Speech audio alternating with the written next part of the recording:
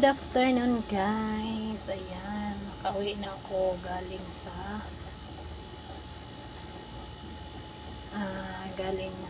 grocery. Ayan, nakakita ko ng isda, yung isda na red fish. Ayan, bumili ako isa. Kaya ngayon ay magtula tayo.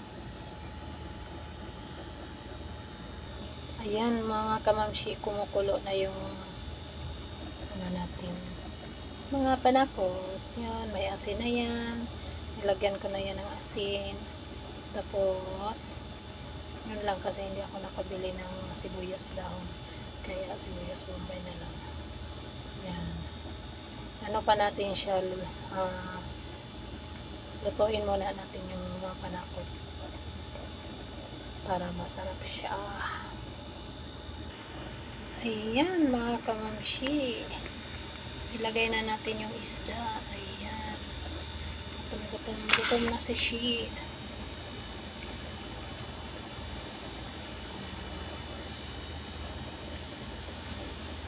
Kasya kaya to, dami to isang buo talaga yun, kasi mamigay din ako mamaya.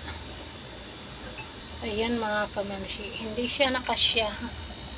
Ayan, dagdagan ko na lang siya ng tubig. Mayroon pa siyang naiwan na isang slice, kasi magbigay ako mamaya sa kaibigan ko. Ayan, share the blessing lang guys.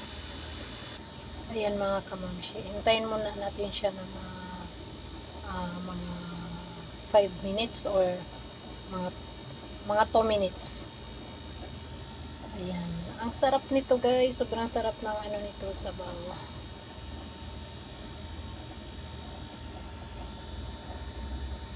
Ayan, ilagay ko ngayon yung yung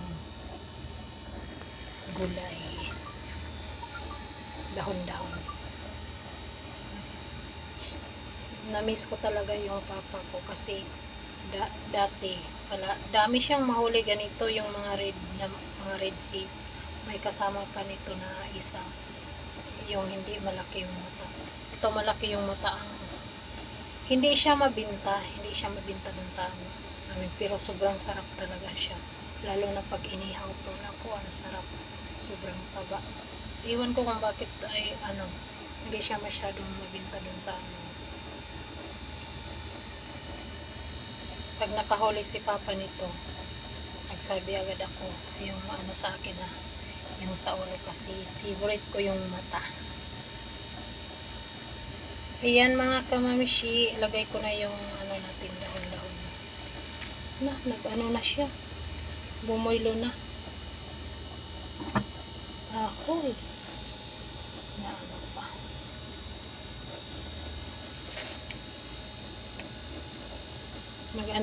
Din to ngayon, liit din to.